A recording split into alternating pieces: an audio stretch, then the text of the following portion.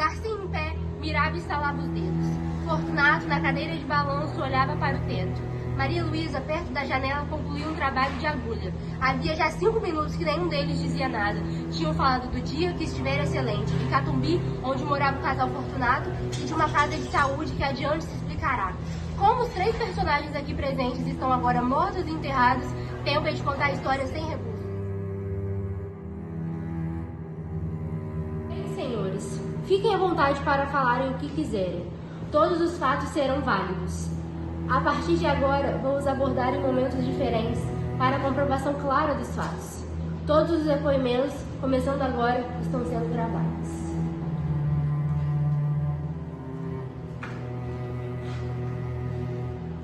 Doutor Garcia, como o senhor conheceu o doutor Fortunato? Eu o conheci quando eu ainda era molequinho. Eu era apenas estudante de medicina. Eu me encontrei com ele em 1861, quando eu entrava na Santa Casa. E ele saiu. Eu teria esquecido da sua figura se não fosse o nosso segundo encontro de teatro. Eu morava na rua Dom Manuel. Uma das minhas estações era ir ao Teatro São Januário, que era perto da minha casa. Era pouco frequentado, mas ia 1 ou 2 vezes por mês. Somente os mais intrépidos iam àquele local. Possuía cenas sangrentas e dolorosas, mas eu gostava. Decorreram algumas semanas e houve o meu terceiro encontro com o Fortunato. Eu estava em casa, era noite, até que ouvi gritos vindo do primeiro andar. Saí do sótão onde eu morava e quando cheguei, havia um empregado do arsenal de guerra. Ele estava ensanguentado e eu comuniquei que era fundamental chamar um médico. E qual médico chamaram? Chamaram o Dr. Fortunato. Ele chegou pedindo aos estranhos para que se retirassem. Pagou os carregadores e deu todas as ordens. Me pediu para ajudá-lo, sabendo que eu era estudante. A princípio, suspeitei até que eram parentes, mas rejeitei a suposição quando o pobre disse que não tinha família próxima. Fortunato olhava friamente para aquele indivíduo. Ajudei em tudo que pude. Fiz curativo, segurei bacia, vela, os planos e não perturbei nada. O ferido, que havia sido atingido por uma nota de capoeira, continuara em estado grave. Também chamei o subdelegado e me prontifiquei para ajudar as pesquisas da polícia. O acompanhei pela escada, ficando somente eu, Garcia e o ferido no quarto. E depois disso, o que aconteceu? Não dá para negar que eu assisti um ato raro de dedicação. Por mais que seu olhar frio e expressão dura dos encontros, aparentava ter um coração humano. Qual foi a postura do doutor Fortunato depois desse ocorrido? Fortunato voltou nos dias seguintes, mas o sujeito se curou rapidamente e quis agradecer ao doutor por todo o cuidado. Só que ele desapareceu sem dizer onde morava, e eu que dei todas as informações. Mas chegando lá, Fortunato o distraiu completamente. Ouviu impaciente as palavras de agradecimento, e rapidamente o corpo pediu licença e saiu. Isso tudo me assustou muito. Tempos depois, eu encontrei Garcia em uma gôndola, já formado em medicina. Nos encontramos mais vezes e a frequência nos trouxe familiaridade. E eu acabei convidando para ele me visitar domingo e também contei que tinha me casado. E como foi esse encontro? Ele deu um bom jantar, com charutos e boa palestra, na companhia de Maria Luísa, que era interessante. As feições dele não mudaram, continuaram duras e frias. Maria Luísa, que possuía os feitiços, era bela, formosa, e tinha olhos meigos e tinha 25 anos, mas não parecia passar dos 19. Na segunda vez que fui lá, tive certeza que eles não tinham nenhuma afinidade moral. À noite, meu marido me contou do caso da rua Dom Manuel e da visita do sujeito, zombando dos trajeitos da figura e rindo muito ao contar a história. Eu a ouvi espantada e automaticamente apertei o pulso dele, com vergonha e desconsolação. Ótimo. Naquele instante, também referi as raras qualidades de Garcia como enfermeiro e disse que se um dia eu fundasse uma casa de saúde, iria chamá-lo. Ele prontamente recusou na hora e no dia seguinte, mas a ideia já estava consolidada na minha cabeça. Garcia aceitou, seria um ótimo negócio para ambos. Eu não aceitei muito bem a ideia da casa de saúde. Eu padecia somente com a ideia de que Fortunato tivesse de conviver com enfermidades humanas. Mas não ousei me opor e aceitei. À aberta a casa. Fortunato foi o administrador e chefe, ordenava em tudo. Pude perceber que o caso da rua Dom Emanuel não era um caso fortuito, mas sim que o médico se preocupava com as pessoas e não recuava diante de nada. Como esse laço entre você e Fortunato foi se desenvolvendo? Nossa comunhão de interesses foi apertando os laços na intimidade. Comecei a jantar todos os dias, observava Maria Luísa, cuja solidão era evidente. Isso me encantava mais ainda.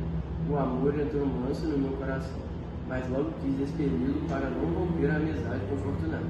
Mas não pude. Pude apenas trancar. E no começo de outubro, meu marido iniciou a estudar anatomia e fisiologia. Se ocupava nas horas vagas a rasgar e envenenar gatos e cães. Os ganchos atordoavam os doentes e ele mudou o laboratório para casa. Eu sofria muito com aquilo e então pedi a ajuda de Garcia. Como Maria Luísa te abordou? Como Maria Luísa te abordou? Ela me pediu para que eu falasse com Fortunato, que parece com tais experimentos, pois a fazia muito mal. Maria Luísa estava tossindo. Achei aquilo estranho. Temia que ela tivesse algo. 2 dias depois, fui prontamente falar com o doutor até que me deparo com os gritos da mulher de Fortunato, que saía de seu gabinete. Por que a senhora gritou? Meu marido estava sentado à mesa do centro, na qual havia em cima um prato com espírito de vinho. O líquido flamejava. Entre o polegar e o índice da mão esquerda segurava um barbante que prendia o rato pela cauda. Na mão direita havia uma tesoura. No momento em que eu entrei, ele estava cortando uma das patas do rato e em seguida o descia até a chama. Já! Naquele momento, lembrei que ouvi Fortunato se queixar de um rato que lhe levara um papel importante, mas não esperava o que vi. Imediatamente, o desafiei que matasse o rato, para que seu sofrimento acabasse. Ele abriu um sorriso prazeroso. Cortei a terceira parte do rato sim. Estava com minha alma satisfeita. Ele se entorcia, inchando e muito ensanguentado, mas não morria. Garcia tentou me apressar, mas tinha medo de mim. Cortei a última pata muito devagar e fiquei olhando para o rato, meio cadáver queimando na chama. Fortunato sentiu prazer diante da luta.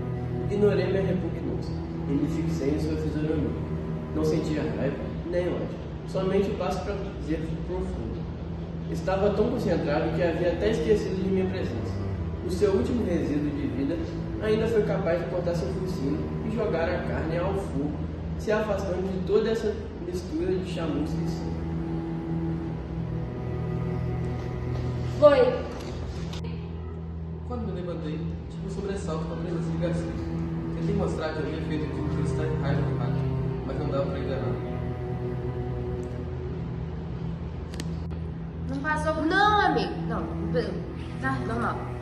Afinal, o que você tinha?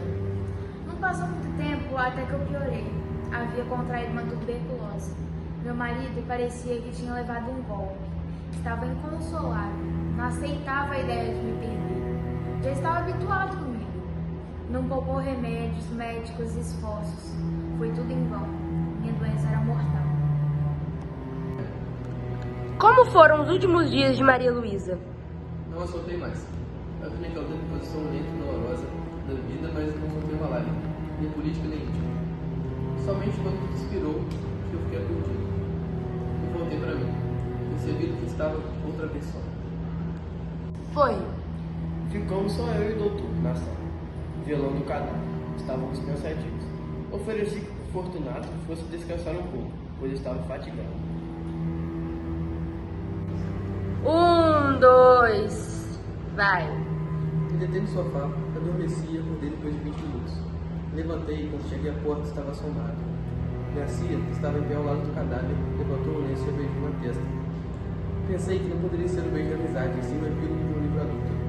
Não senti ciúmes nem inveja, mas senti vaidade. Eu estava mordendo os beijos. Garcia se inclinou novamente para beijá-la, mas foi interrompido pelas lágrimas de amor calado e desespero. Eu, na porta, saboreei essa explosão de dor, que foi longa, muito longa, deliciosamente longa.